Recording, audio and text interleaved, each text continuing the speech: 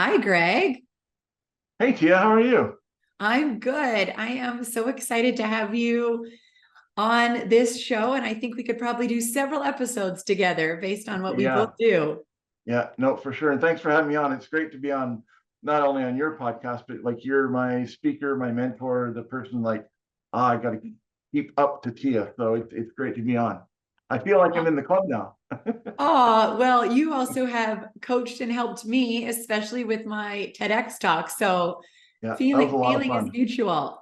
Yeah, So your company is WorkHappy, and you have such a fantastic background. You are really passionate about happiness, about mental health, and about humor. And I know all of those are interconnected. Can yeah. you tell me and tell the listeners how you became so interested and passionate about, let's start with humor and also mental health? Yeah, absolutely. Well, I guess it started back, when I was growing up. My dad got Bill Cosby, Fat Albert on a record, and we practically wore it out. My brother and I, we had the whole thing memorized, and there was a lot of laughter around our house. My dad has a dry sense of humor. My brother is starting to have a sense of humor, but ever since I was a kid, it was always laughter around the house and this and that. And I just always enjoyed making other people laugh, whether it was, a joke in grade 3 or farting in choir in grade 7 and getting in trouble for that. And so I just had always done that. And then when I was working for the Vancouver Canucks about 15, almost 20 years ago, I'm dating myself. But we won a game, and I was doing sales, and afterwards we went out and had a couple wobbly pops, and we were walking past this open mic, and the guy's like, "Hey, you should go in there and tell jokes. You're funny. You can make people laugh." And I always thought about being a stand-up comic, but I'm like, I couldn't do it, or I couldn't make money. But for whatever reason, I said, "Well, sure, I'll go." And so we're in there, and I got up and I told some story. I don't even remember what it was, but just that rush of having people, it was probably 15, 20 people in the pub, laugh at me and laugh at what I was doing. Yeah. And so afterwards, I went up to the guy who ran the thing and I said, "Hey, I'd love to come back." And he's like, "Yep, just keep on working on a 5 minute set. And then once you have a 5 minute set, then you have two of those and it's a 10 minute. And then once you have 20, you can middle and then, on and on." And Right. so I just started doing that and just fell in love with stand up comedy. And from there, I started working at Yuck Yucks, which is a Canadian comedy club chain, and I met some really cool mentors. What actually one of my first mentors in comedy was Daryl Lennox, and he actually passed away a couple of days ago from a heart attack, which is weird. Yeah. Um, Sorry. Someone that I knew and looked up to, and he took me under his wing and whatnot. But so I worked my way up the ladder, and then I got to the point where I was starting to headline clubs. I got the opportunity to work with Robin Williams and Norm Amazing. Macdonald, Jim Oh, Gaffigan, all these guys, right? wow. Obviously, they were the opener, the headliner. Right. I was just there to warm up the crowd.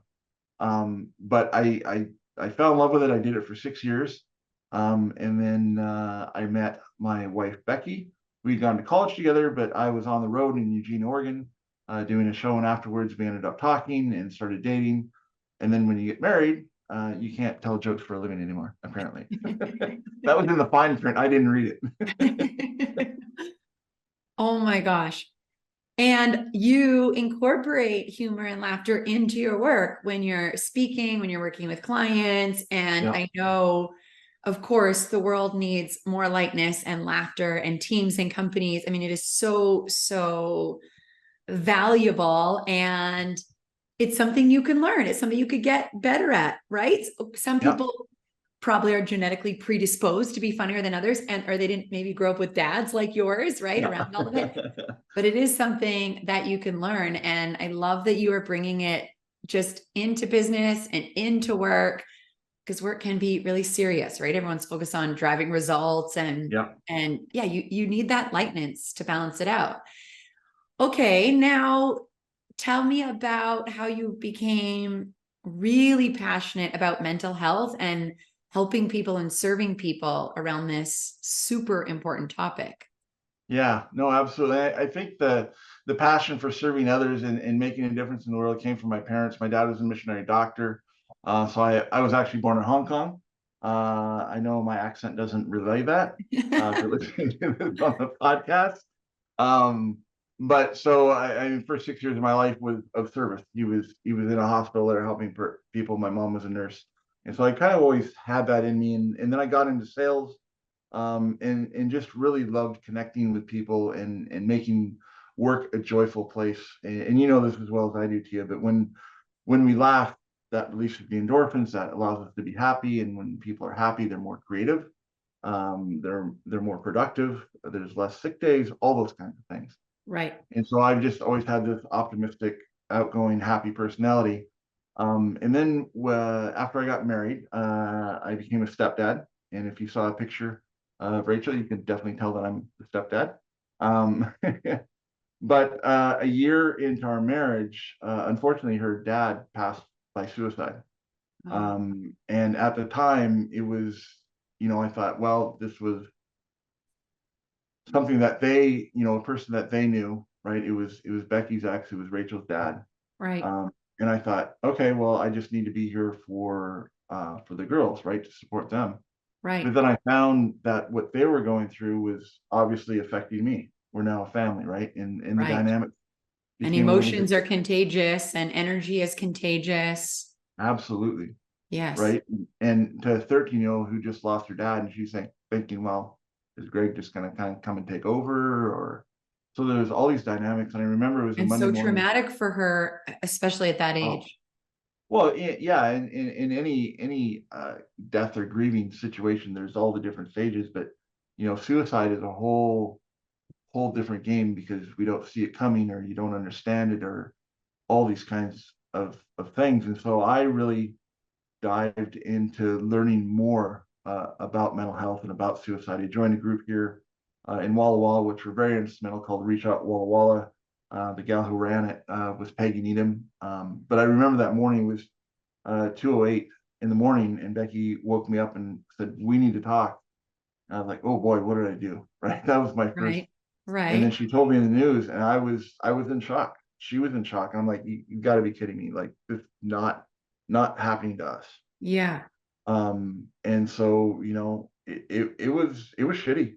We sat on the couch for 4 hours until Rachel woke up, basically Googling how do you tell somebody, how do you let someone know. Right. um and then 5 o'clock came and I called my brother, and he's like, what's going on? And I said, well, here's the situation. So he's a psychologist, so he's like, well, here's some things you need to look out for, and she's going to be in shock when you tell her, and she might not cry right away, and Right. you want to make sure that she's at home and or with people. um and yeah, it was an eye opener, and I've learned a lot from it, and from doing that in the healing. And Rachel's been very resilient.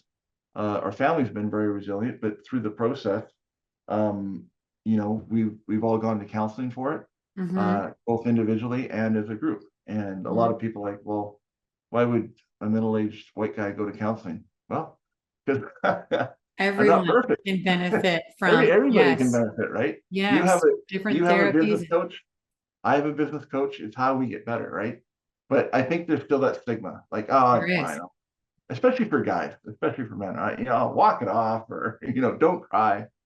And so through the whole process, I learned the different stages of grief. I learned more about mental health, more about suicide, and even like the vernacular, right? When I was growing up, and even up until 5 years ago, it was like the person committed suicide, which isn't right. We commit crimes. We don't commit to mental health, right? And I thought that, Mhm. it was mental health. It's maybe something that they did because they drank too much or they partied too much or whatnot. So I really learned that mental health, is part of everyday's lives, especially now, that we've gone through COVID, and Yeah. and everybody's affected from, mild anxiety to bipolar to whatever people are struggling with. And if we talk about it, if we reach out to our friends, our family, counselors, doctors, there is help, there's hope, and there's healing, for anybody who goes on the journey. And once we have gotten, our family had gotten through it and COVID hit, when I had to pivot, I'm like, well, I like making people happy. Mm-hmm. I love sales. Mm-hmm. And this is a passion of mine. I want to have more people talk about mental health because we can avoid the disasters of suicide or deep depression or whatever it is. And so Yes. I just got on and researched and met people like you who talk about happiness. Met another good friend, Eric Cusson, who's a leader in the mental health space. And it's just been a blessing and a journey to have these conversations every time. Sometimes it's after a coaching session or after I'm done talking Yeah. at a conference. I'll have people come up to me and say, thank you for sharing that. I've never heard a guy talk about mental health, admit that he's gone to counseling, or cry in front of 1,000 people. Right. And I got off stage once in Winnipeg and I walked over to the trade show floor and a guy walked up to me. His name was Jason. He's like, hey, good talk, man. I was like, thanks, buddy. And I said, what was your biggest takeaway? And he's like, well, the biggest takeaway is that I don't know who you are, but I'm going to tell you that I've had crippling anxiety for 25 years and nobody knows other than my doctor, my therapist, and my wife. And I was like, well, that's worth going to Winnipeg for, right? Yes. Yes. That one conversation, Yes. and we still keep in touch. Of the ripple effect of helping. Yeah. Oh my gosh. I feel like millions of thoughts going through my head based on everything you said. And I don't know if I shared this with you before, but I recently, last summer, I read the book, The Body Keeps the Score. Have you ever read this book? No, but I will. Okay, write it down. And anyone else, a lot of it is going into as I'm working on my next book.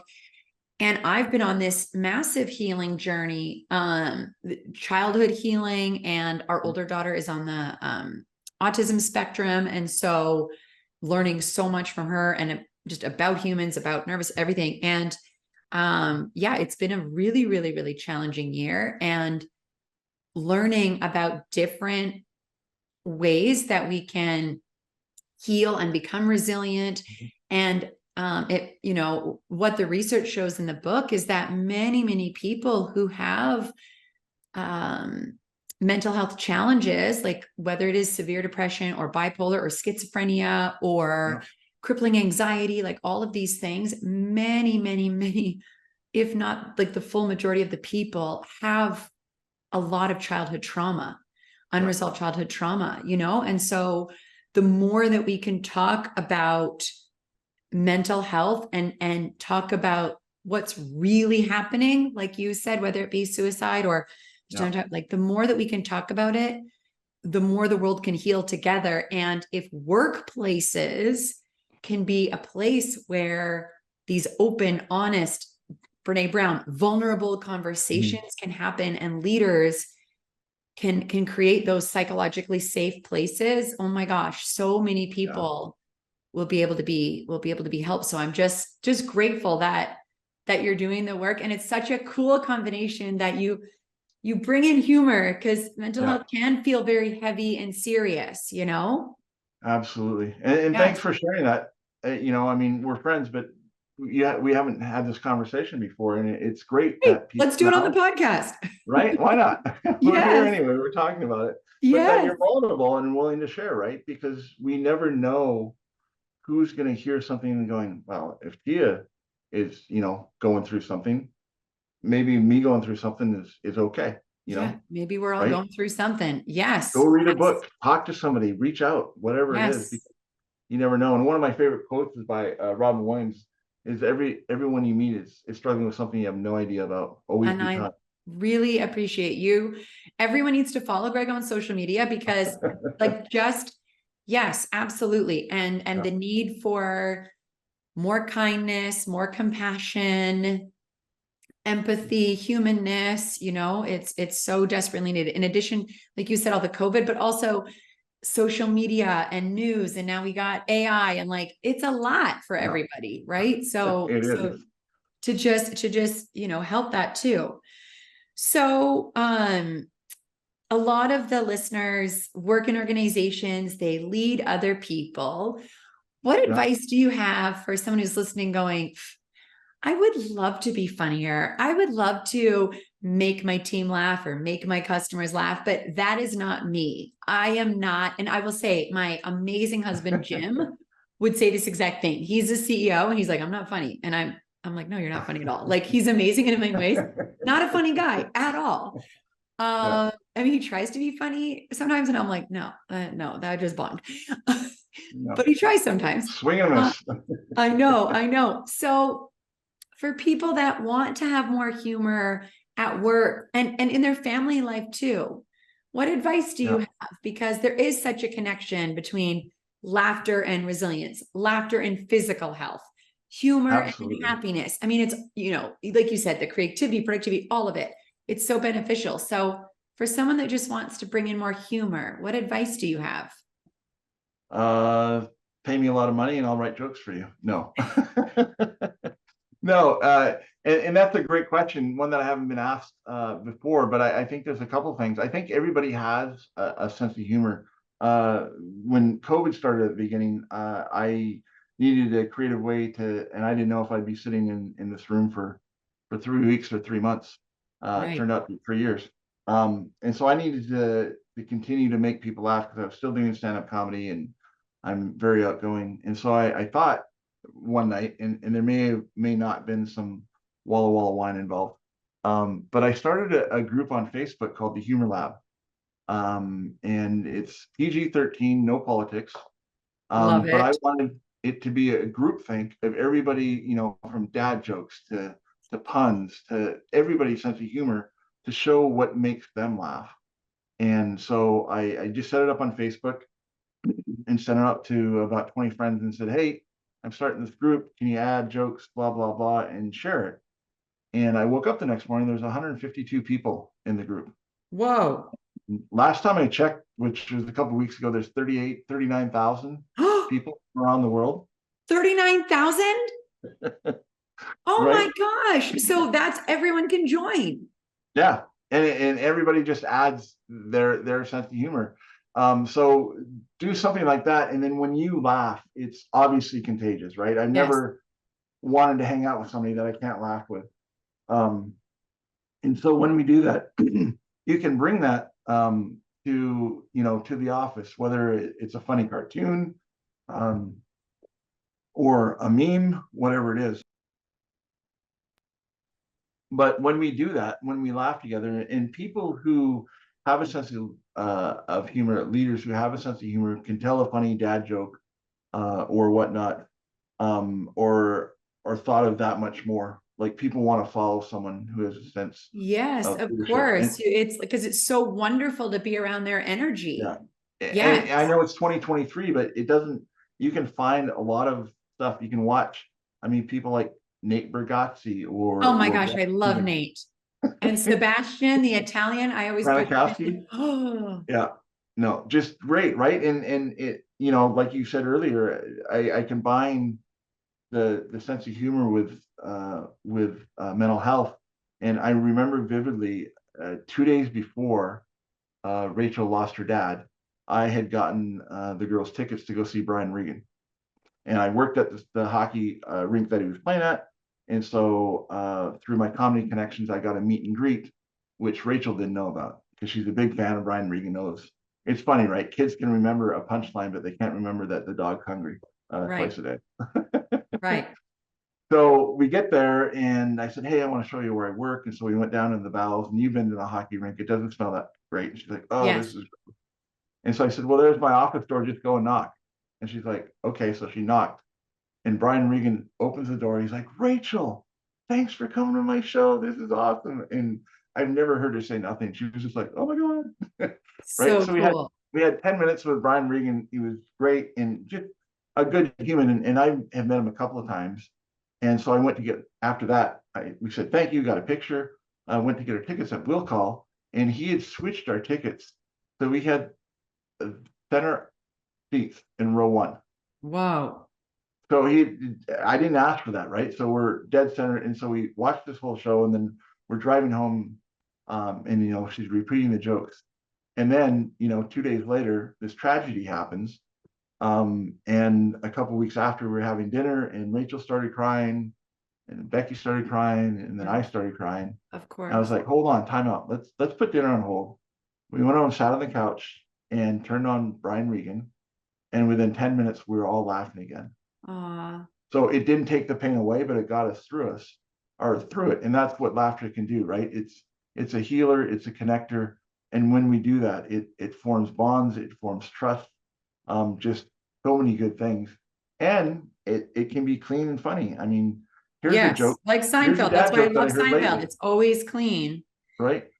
So what I'm hearing is you don't need to come up with you don't need to come up with your own material, like whether it No, is jokes, memes, videos, um, cartoons, etc., but just spreading that lightness. yeah, And something that you taught me when I was preparing for my TEDx talk was also just self-deprecating. Like when I was like, yeah, I'm a horrible cook, I can't park straight. And I was telling you all the things about myself, and you just like turned it into little jokes because you were yeah, laughing as I was just talking about all the quirks about, myself that we all yeah, have. So that's another one I think of just not, not sharing how you don't take yeah, yourself seriously. That's another yeah. way.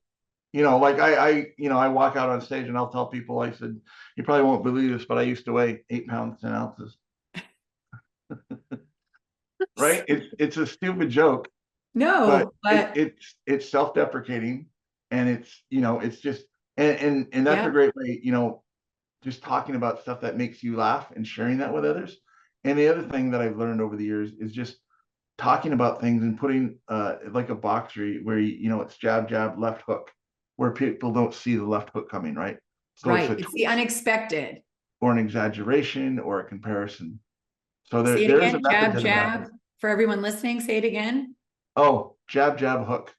Jab, jab, hook. And I think that's Gary Vaynerchuk's kind of like jab, jab, jab, jab, punch, right? Where he's like talking social media, social media, social media, and then really hit him with something. Yeah. But when we hit the punchline, it's people like, oh, didn't see that coming. Right. Right. Right. Right. So my last, let me see. Oh yeah, we still have 5 more minutes. Okay, good.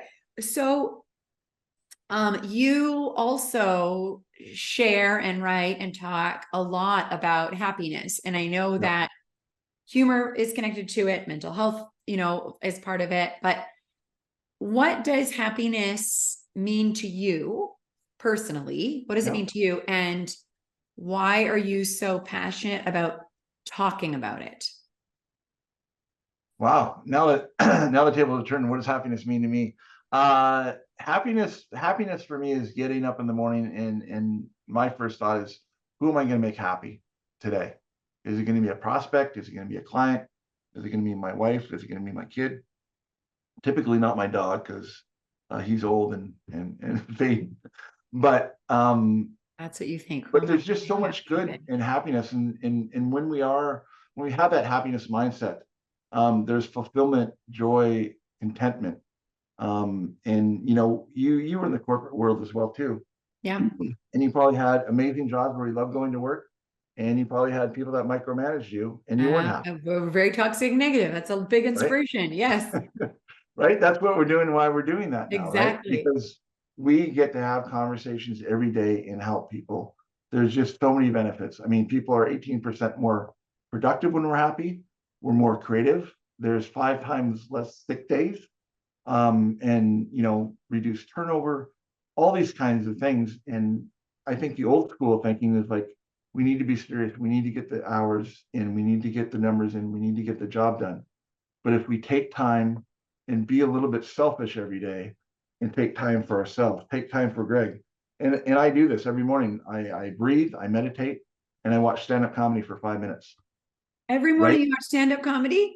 Absolutely. Oh I my put it, I gosh, have I my love calendar, it.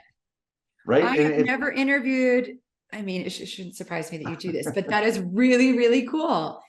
Of and what, do you just like watch it on your phone?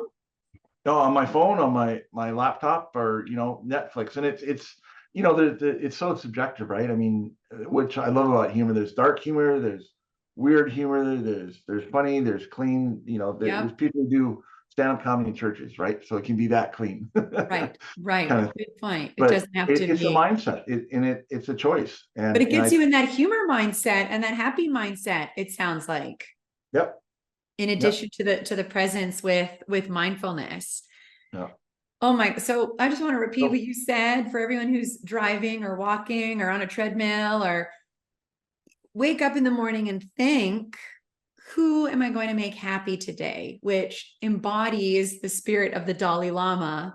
Don't yeah, focus on yourself, right? Turn your attention and focus to other people. And so cool. I'm going to try the 5 minutes of stand up before my day. And I think for other awesome. people that want more lightness and levity, that's a great one too. Greg, where can people go to learn more about you? Obviously, everyone needs to join the Humor Lab on Yep. Facebook, and spread that to everyone. But where is your website? Where can people find you and follow you, and Yeah. obviously podcast and everything? Awesome. Thank you. Yeah. Probably the best is just my website, gregkettner.com. And there's a page on there, the Friday Funnies. If you sign up every Friday, I send out an HR approved uh, lesson or meme or video or whatever. So you can do that. And I'm always on LinkedIn. That's probably the best way that people can find me, or YouTube, or any of the social media channels. But typically either my website or LinkedIn. And watch your TEDx talks as well. Yeah, no, that was fun. And thanks for bringing me into, I was very honored because, I met you and I look up to you and you're my mentor. And then you turn around like, hey, Greg, I need some more funny. It was fun, the phone calls that we had and reading your outlines and going over and stuff. And then I got on and watched it, here in Walla Walla, and I was just cheering you on the whole TED Talk. Oh, thank you. Thank you. Well, I couldn't have had a better funny coach. So for people that are Perfect. really serious, you actually can work directly with Greg for funny and humor too. Well, thank you for coming on the Arrive at Happy show. Thank you for all the super important work that you do. And hopefully we'll be together in person soon. Yeah, absolutely. Thank you so much, Gian. You're inspiring. I love the work that you're doing, and it's so great that when we surround ourselves with people that are like-minded and serve others, it's absolutely amazing. I've never had a better job. I agree. I agree.